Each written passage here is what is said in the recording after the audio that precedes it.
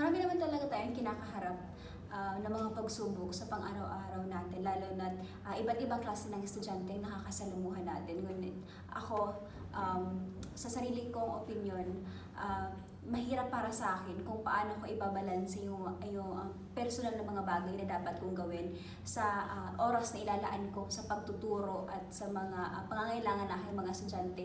Lalo na't ako, gusto ko talagang bigyan ng mataas na kalidad ang aking mga estudyante. Gusto kong may matututunan sila mula sa akin at sa aking pagtuturo.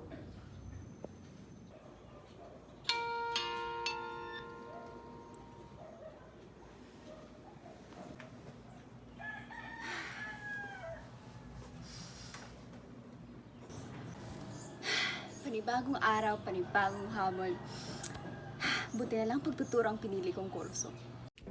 Sumisikat pa lamang ang araw ay naghahanda na si Claire papunta sa kanilang paaralan. Ito ang kanyang nakagawian sa loob ng maraming taon ng pagiging guro.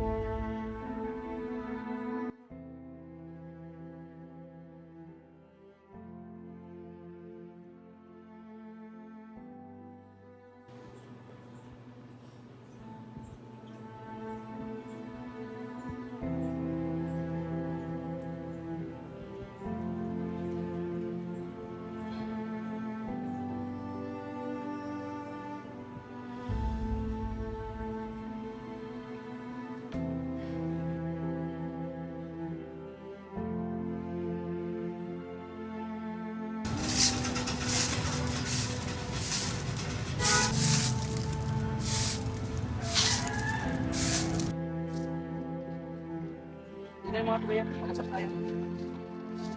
Yun na nga ba sinasabi ko sana mga tubayan. Pagsabihan mo nga yan, na imbis midtik yung kunin, yung education pa. Wala nga siyang mapapala dyan sa pagtuturo na yan. Claire, anak! Di ba? Napag-usapan na natin ito noon pa. Gusto mo maging teacher? Di mo ba nakikita yung buhay ng tita mo dun sa bukid? Walang asahin to! Oo nga ate, hindi mo malang inisip yung mararamdaman nila tita. Nga pala ta, pwede kong makahingi ng baon? Sige na, kumuha na lang ng sangalit ko. Ba, alam mo naman na bata pa lang ako, pangarap ko na to. Yung gusto kong to. Pagpagpag naman ako dito. Ba't di ka tumulad din sa pinsan mo? Practical mag-isip. Pangarap-pangarap, bakit kayaman ka ba dyan? Pangarap-pangarap, bakit kayaman ka ba dyan? Bakit kayaman? Labag man sa kalooban ng kanyang magulang ay pinagpatuloy pa rin ni Claire ang kanyang kagustuhan na magturo sa mga kabataan.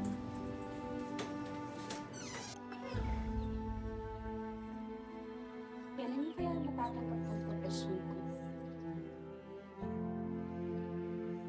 Bahala na nga.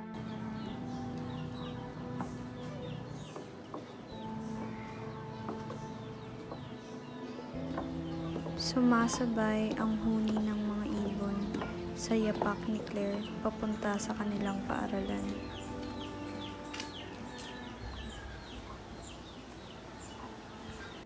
Maaraw man, hindi ito naging hadlang kay Claire para tahaking ang napakahabang daan para lamang magawa na magturo sa mga kabataan na siyang nagbibigay kulay sa kanyang buhay.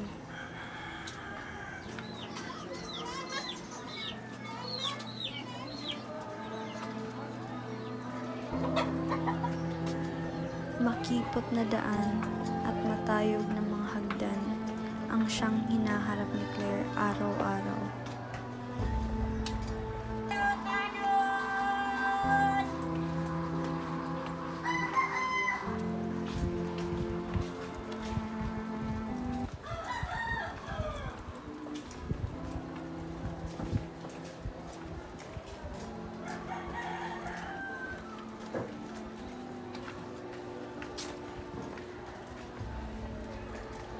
Sa pagod ay bumibigat ang yapak ni Claire habang naglalakad, pero siya namang paggaan ng kanyang puso dahil nagagawa niya ang kanyang gusto, ang magturo.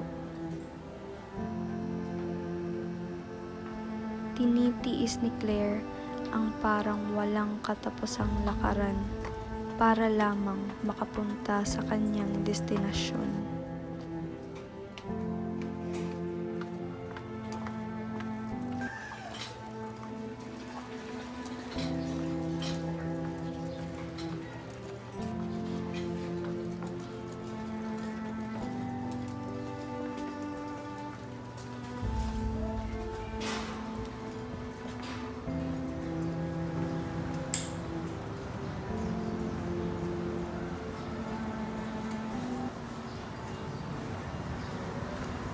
Ito ang buhay ng isang guro. Ito ang buhay ni Claire.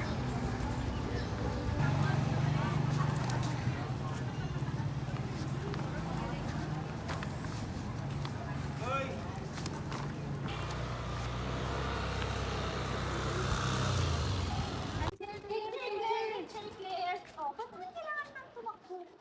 Teacher Claire, kasi na pa magdala ng bag mo. Opo nga, kasi parang pagod na pagod kayo eh. Sige.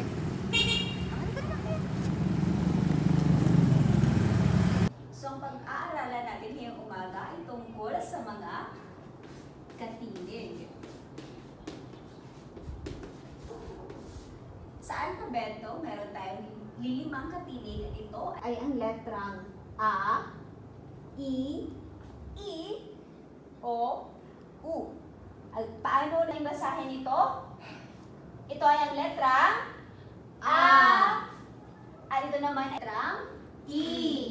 Ulit, ano nga ulit ang letrang to? A. A. Ulit? A. A. Ito naman ay ang letrang I. Paalam na mga bata?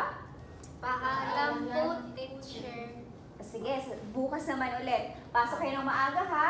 Opo, teacher. Okay, sige, bye-bye. Opo. Mag-ingat kayo. Ravina, pumunta ka nga mamaya sa teacher's area. Sige po, teacher. Napapansin kong madalas na ang pagliban mo sa klase. Maaari ko bang malaman kung bakit? Teacher, nilayasan po kasi kami ni Mama, kaya ako na lang po nagpapakain sa mga kapatid ko. Ganun ba? Sige, maglalaan ako ng oras sa'yo para sa remedial class mo para hindi ka mahuli sa klase. Talaga po? Oo naman, nararapat lamang na hindi maging dahilan ang pagliban mo sa klase upang maging limitada ako bilang iyong guro.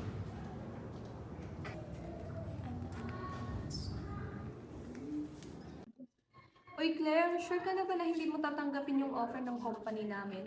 Mataas pa naman yung sahod at nasa office ka lang at naka-air condition ka. Naku, ano bang silbi ng mataas na sahod na yan at magandang workplace kung hindi naman gusto ng puso ko ang ginagawa ko? Alam mo, i-offer mo na lang yan sa mga taong gustong-gustong makuha ang posisyon na yan. Sure ka na ba? Kesa naman sa work mo ngayon, maliit na nga yung sahod at mahirap pa yung pinapagawa. Alam mo, Leia, masaya na ako sa ginagawa ko. Salamat na lang.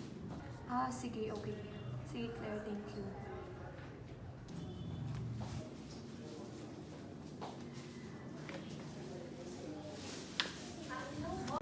Kabataan talaga yun. Masyado nang makukulit. Oo nga pala, Claire, nasikasa ko na yung application ko for transfer. Nakakapagod na talaga dito. Talaga ba? Oo. Kawawa naman kung dinangalan yung teachers dito tapos aalis ka pa. Oh, yung mga bata. Pero isipin mo yung buot pawis ko para dito, tas ganun lang ang sahod. Hindi rin naman kita masisisi eh. Sa bawat sandali ng ating paglalakbay sa larangan ng edukasyon, may mga individual na patuloy na nagbibigay liwanag sa mga isipan at puso ng ating mga mag-aaral, ang mga guro.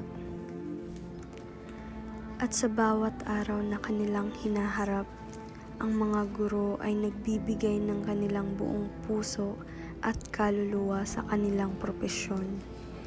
Hindi lamang sila mga tagapagturo, sila rin ay mga gabay, tagapag-alaga, at mga inspirasyon sa mga mag-aaral.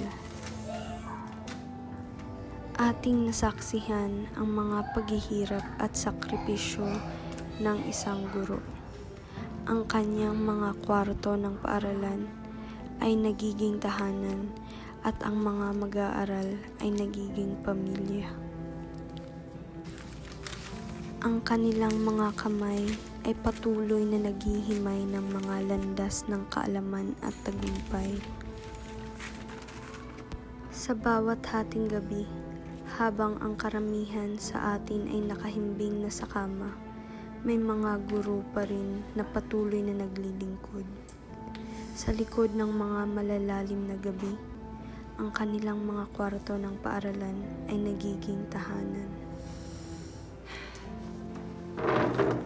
Ang kanilang tapang at determinasyon ay hindi lamang nagbibigay kahulugan sa kanilang propesyon, kundi pati na rin sa buhay ng mga mag-aaral na kanilang hinahawakan. Sa pagtatapos ng dokumentaryong ito tungkol sa buhay ng isang guro na si Claire, ang aming pasasalamat ay hindi sapat upang ipahayag ang aming pagkilala sa mga guro. Ang kanilang mga kwento ng paghihirap, tagumpay at pagmamahal ay nagbibigay inspirasyon sa aming lahat. Sila ang tunay na mga bayani ng ating lipunan.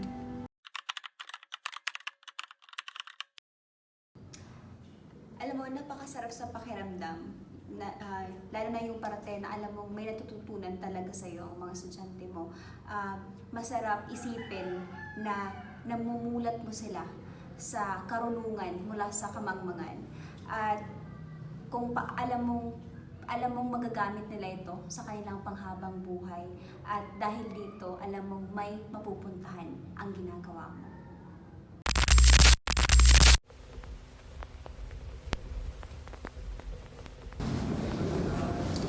So, yung gagawin ko, sasagot na ako.